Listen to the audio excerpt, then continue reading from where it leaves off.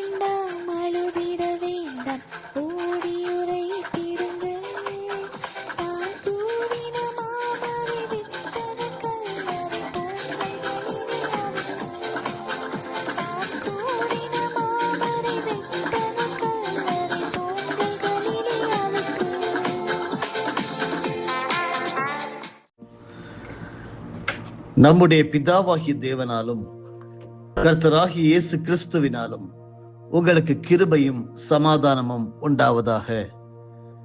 சகோதரரே, நாங்கள் எப்பொழுதும் உங்களுக்காக தேவனை ஸ்தோத்தரிக்க கடனாளிகளாய் இருக்கிறோம். உங்கள் விசுவாசம் மிகவும் பெருகுகிறபடியினாலும் நீங்கள் எல்லாரும் ஒருவரில் ஒருவர் வைத்திருக்கிற அன்பு அதிகரிக்கிறபடியினாலும் அப்படி செய்கிறது தகுதியாய் இருக்கிறது. ஜெபிப்போம். பரலோகத்திற்கும் பூலோகத்திற்கும் நாம காரணராக இருக்கிற எங்கள் தந்தையே, ஆண்டவராகிய இயேசு கிறிஸ்துவை வணங்குகிறோம், துதிக்கிறோம். புதிய நாளின் சந்தோஷத்திற்காக, சமாதானத்திற்காக, ஆசீர்வாதங்களுக்காக உமக்கு நாங்கள் நன்றி செலுத்துகிறோம். தினம் ஒரு சத்திய வார்த்தை நிகழ்ச்சியை அடியேன் பிரசங்கிக்கவும் அநேகர் பிரயோஜனப்படவும் தேவ நாமம் மகிமைப்படவும் கர்த்தர் தந்திருக்கிற இந்த மேலான பாக்கியத்தை நினைத்து உமக்கு நாங்கள் நன்றி செலுத்துகிறோம். கேட்கிற சத்தியங்களை ஆவிக்குரிய ரீதியாகவும் வாழ்வியல் ரீதியாகவும் நாங்கள் வாழ்ந்து காட்ட உதவி செய்வீராக. அநேகருக்கு ஒரு சாட்சியுள்ள ஜீவியம், கிறிஸ்துவின் ஜீவியம் நாங்கள் வாழ உதவி செய்யும். காத்துக்கொள்ளும், உங்களை நடத்தும். இயேசு மீட்பர் மூலமே பிதாவே, ஆமேன். தேவன் அங்கீகரிக்கும் ஜெபம் என்கிற தலைப்பிலே கடைசி அத்தியாயமாக நாம் ஜெபிக்க வேண்டியது அவசியமா என்கிற தலைப்பிலே சத்தியத்தை கேட்போம். பிரியமானவர்களே, ஜெப அனுபவம் என்னும் இறகுகளை இழந்துவிட்ட எவரும் ஆவிக்குரிய வாழ்க்கையின் உயர்தலங்களில் பறந்து உயர முடியாது. அதை நீங்கள் மனதிலே வைத்துக் கொள்ள வேண்டும். ஜெபிக்கின்ற அனுபவத்தில் போதிய அளவு ஆர்வமும் ஈடுபாடும் இல்லாதவர்களின் இருதயத்தில் தேவன் தம்முடைய சமாதானத்தையும் சந்தோஷத்தையும் அன்பையும் வைப்பதற்கு வாய்ப்பு இல்லை. இதையும் நீங்கள் புரிந்து கொள்ள வேண்டும். பரிசுத்த வேதாகமத்திலே பல இடங்களிலே ஆண்டவராகிய இயேசு கிறிஸ்துடைய ஊழிய வாழ்க்கையிலே ஜெபிக்கிறவராக காணப்பட்டார். லூக்கா எழுதின சுவிசேஷம் 6வது அதிகாரம் வசனம் 12 அந்நாட்களிலே அவர் ஜெபம் பண்ணும்படி ஒரு மலையின் மேல் ஏறி முழுவதும் தேவனை நோக்கி ஜெபம் பண்ணி கொண்டிருந்தார் என்று எழுதப்பட்டிருக்கிறது. தொடர்ந்து லூக்கா 5வது அதிகாரம் வசனம் 16 அவரோ வனாந்தரத்தில் தனித்து போய் ஜெபம் பண்ணி கொண்டிருந்தார் என்றும் எழுதப்பட்டிருக்கிறது. வனாந்தரத்தில் ஜெபித்தார், மலையின் மேல் ஏறி ஜெபித்தார், முழுவதும் ஜெபித்தார் என்றெல்லாம் ஜெபத்தின் முக்கியத்துவத்தை ஆண்டவராக இயேசு கிறிஸ்து நமக்கு கற்றுத் தருவதை நாம் பார்க்க முடிகிறது. அதிகமான நேரங்களை ஜெபத்தில் செலவழிப்பது ஆண்டவராகிய இயேசுவுக்கு மிக மிக அவசியமாய் இருந்தது. அவரை இரவெல்லாம் ஜெபித்தவராக நாம் வேதாகமத்தில் பார்க்க முடிகிறது. ஏராளமான மக்கள் தம்மை சூழ்ந்திருந்த வேளையிலும் இயேசு அவர்களை விட்டு நீங்கி தனித்து போய் ஜெபம் பண்ணி கொண்டிருந்ததையும் வேதாகமத்திலே படிக்கிறோம். யோவான் ஸ்நானகனால் ஞான ஸ்நானம் கொடுக்கப்பட்டு யோர்தான் நதி துவங்கி கல்வாரி சிலுவை வரையிலும் இயேசுவை ஜெபிக்கின்ற ஒருவராக நாம் அதிகமாக பரிசுத்த பைபிள் நமக்கு சுட்டி காட்டுகிறது. தேவனே மனிதராகி பூமியில் வந்தாலும் தொடர்ந்து அந்த ஜெபங்களின் வாயிலாகவே தெய்வீக வல்லமையை பெற்று செயல்பட முடியும் என்ற உண்மையை அங்கே நாம் புரிந்து கொள்ள முடிகிறது. அப்போஸ்தலனாகிய பவுலும் பேதுருவும் யாக்கோவும் தங்கள் நிருபங்களிலே இடைவிடாமல் ஜெபியுங்கள் என்றும் ஊக்கமாய் ஜெபியுங்கள் என்றும் விசுவாசத்துடன் ஜெபியுங்கள் என்றும் விசுவாசிகளுக்கு சொல்ல தவறவில்லை. 1 தெசலோனிக்கேயர் 5வது அதிகாரம் வசனம் 17 இடைவிடாமல் ஜெபம் பண்ணுங்கள் என்று அறிவுறுத்தப்படுகிறது. அடுத்ததாக பார்த்தோம் என்றால் 1 பேதுரு 4வது அதிகாரம் வசனம் 7 எல்லாவற்றுக்கும் முடிவு சமீபமாயிற்று, ஆகையால் தெளிந்த புத்தி உள்ளவர்களாய் இருந்து ஜெபம் பண்ணுவதற்கு ஜாக்கிரதை உள்ளவர்களாய் இருங்கள் என்று எழுதப்பட்டிருக்கிறது. தொடர்ந்து யாக்கோபு 5வது அதிகாரம் வசனங்கள் 14-15 உங்களில் ஒருவன் வியாதிப்பட்டால் அவன் சபையின் மூப்பர்களை வரவழைப்பானாக, அவர்கள் கர்த்தருடைய நாமத்தினாலே அவனுக்கு எண்ணெய் பூசி அவனுக்காக ஜெபம் பண்ண கடவர்கள். அப்பொழுது விசுவாசம் உள்ள ஜெபம் பிணியாளை ரட்சிக்கும், கர்த்தர் அவனை எழுப்புவார், அவன் பாவம் செய்தவனானால் அது அவனுக்கு மன்னிக்கப்படும். இப்படி பல இடங்களிலே ஜெபத்தின் முக்கியத்துவத்தை நாம் பரிசுத்த வேதாகமத்திலே பார்க்க முடிகிறது. தேவனுடைய மனிதனாகிய தாவீது ஆடு மேய்த்து கொண்டிருந்த வேளையிலும், அரசனுக்கு உதவியாளனாய் பணியாளனாய் இருந்த வேளையிலும், பரதேசி போல அலைந்த வேளையிலும், அரசனாக ஆட்சி செய்த வேளையிலும் ஜெபிக்கின்ற ஒரு மனிதனாகவே காணப்பட்டான். தாவீது எழுதிய சங்கீதங்கள் யாவுமே தாவீது தேவ சமூகத்தில் இருதயத்தை ஊற்றி ஜெபித்த ஜெபங்கள் தான். அன்பானவர்களே, ஜெபம் என்ற ஆவிக்குரிய அனுபவம் ஆண்டவராகிய இயேசுவுக்கும் தாவீது போன்ற தேவ மனிதர்களுக்கும் அப்போஸ்தலர்களுக்கும் மிகவும் அவசியமாய் இருந்தது. ஆனால் இன்று அநேகர் தங்களை கிறிஸ்தவர்கள் என்று கூறிக்கொள்ளுகிற பலருக்கும், தங்களை உண்மையான இறை பக்தியாளர்களாக எண்ணுகின்ற பலருக்கும் அது தேவையற்ற ஒன்றாக இருக்கின்றது.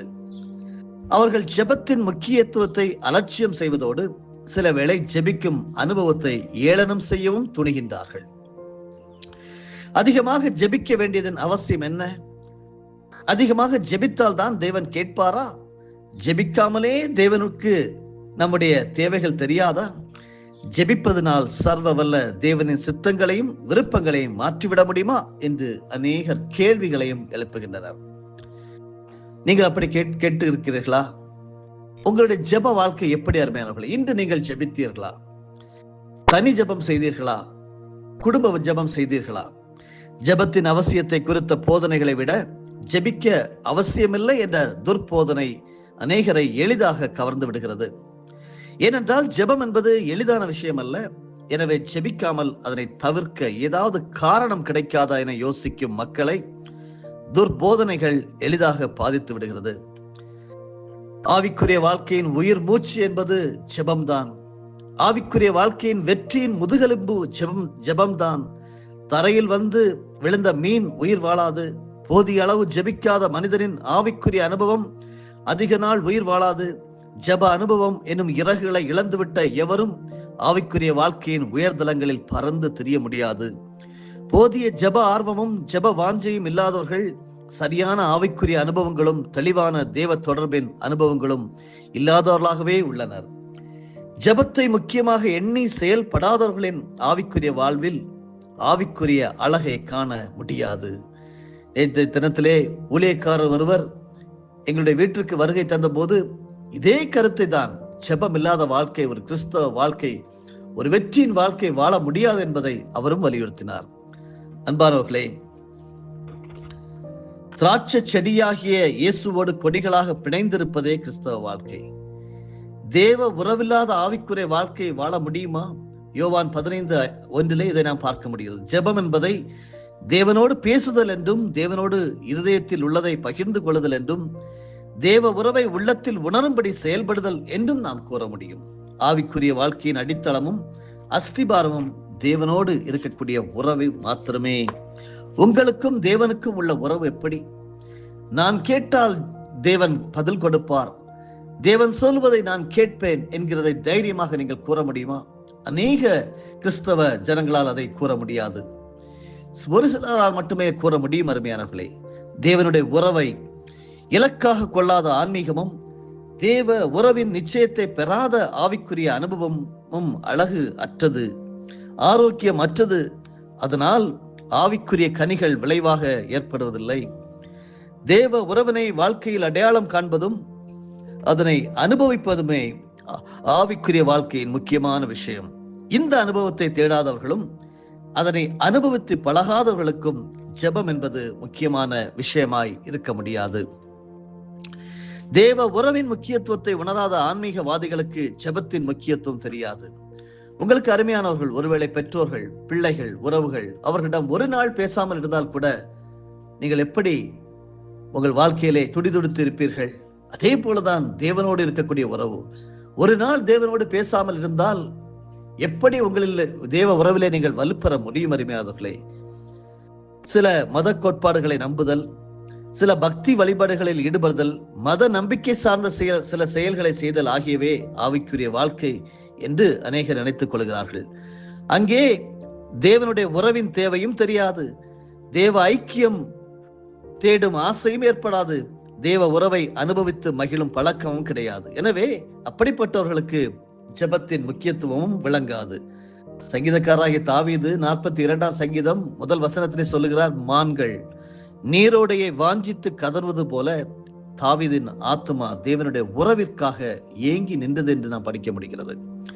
ஆண்டவராகிய இயேசுவும் அப்போஸ்தலர்களும் ஜெபிப்பதையும் பிரார்த்தனை செய்வதையும் மிக மிக முக்கியமாக எண்ணினார்கள். ஆனால் இவர்களோ அதிக ஜெபம் எதற்கு என்று அநேகர் இந்த நாட்களிலே கேட்கக்கூடிய செய்திகளை நாம் பார்க்கிறோம், கேட்கிறோம். ஜெபித்தால் தான் கர்த்தர் செயல்படுவாரா என்று கேட்கின்றனர். ஏனென்றால் இயேசுவுக்கும் அப்போஸ்தலர்களுக்கும் தேவ உறவும், தேவ ஐக்கியமும், தேவ அன்பும் இறை வாழ்க்கையின் சாராம்சமாக இருந்தது. எனவே அவர்கள் ஜெபம் என்பதை மிக மிக முக்கியமாக எண்ணி அதில் ஈடுபட்டனர். தேவ உறவோடு உள்ளவர்கள் மாத்திரமே முழங்காற்படியிட முடியும், கரங்களை குவிக்க முடியும், கண்களை மூட முடியும், ஆண்டவரோடு பேச முடியும். தேவனோடு நீங்கள் உறவு வைத்துக் கொள்ளவில்லை என்றால் அது நிச்சயமாக நடைமுறையிலே சாத்தியமற்ற ஒரு செயலாக தான் இருக்கும். அன்பானவர்களை, ஜெபம் என்றாலும் பிரார்த்தனை என்றாலும் அவற்றின் நோக்கம் இறை தொடர்பை இதயத்தில் உணர்தலாகும்.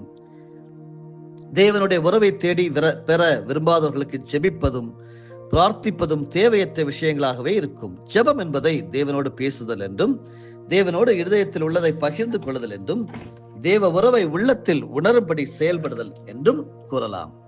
நம்முடைய தேவைகளை நாம் கேளாமல் கூட தேவன் நமக்கு தர முடியும். அருமையானவர்களே, என்னுடைய தேவைகளை தேவன் அறிந்திருக்கிறார், அதனால் நான் அவரோடு உறவு கொள்ள தேவையில்லை, ஜெபிக்க தேவையில்லை என்று எண்ணுகிறவர்கள் அநேகர் உண்டு. ஆனால் தேவ உறவையும் தேவ ஐக்கியத்தையும் நாம் ஜெபத்தின் வாயிலாக தேடினால் மட்டும்தான் பெற முடியும். ஜெபம் என்ற வழியில் செல்லாமல் தேவ தொடர்பை நமக்குள் உணரவும் முடியாது, தேவ அன்பை ருசிக்கவும் முடியாது. எங்கே உறவு உண்டோ, எங்கே ஐக்கிய தேடல் உண்டோ, அங்கே பேச்சுவார்த்தைகளும் பேச்சு பரிமாற்றங்களும் மனதில் உள்ளதை பகிர்ந்து கொள்ளுதல்களும் போதிய அளவு இருக்கும். ஒரு கிறிஸ்தவன் கிறிஸ்துவை பெற்றுக்கொண்டவன். யோவான் 1:12 ஒரு கிறிஸ்தவன் கிறிஸ்துவின் ஐக்கியத்தை அனுபவிக்க அழைக்கப்பட்டவன் என்று 1 கொரிந்தியர் 1:9 படிக்க முடிகிறது. அன்பானவர்களே, கிறிஸ்துவை தங்களுக்குள் பெற்றவர்கள் அவருடைய அன்பையும் ஐக்கியத்தையும் அனுதின வாழ்வில் பெற்றுக்கொள்ள அவரிடம் அதிகமாக பேசுவார்கள். நீங்கள் பேசினீர்களா? அவரிடம் தங்களுக்குரிய எல்லாவற்றையும் பகிர்ந்து கொள்வார்கள். நீங்கள் பகிர்ந்து கொண்டீர்களா? அதுவே ஜெபம், அதுவே பிரார்த்தனை. இந்த பிரார்த்தனையை தேவையற்றதாக எண்ணுகின்றவர்கள் தேவனுடைய உறவின் அவசியத்தை அறியாதவர்களே. அன்பானவர்களே, ஒருவர் நம்மை நேசிப்பதை நாம் அறிந்திருந்தாலும் அவரோடு பேசி பழகி வாழும்போதுதான் அதனை நாம் நமக்குள் அனுபவிக்க இயலும். இன்னொருவரோடு நமக்குள்ள நட்பையும் உறவையும் அவரோடு பேசி பழகி வாழும் போதுதான் நமக்குள் உணர முடியும்.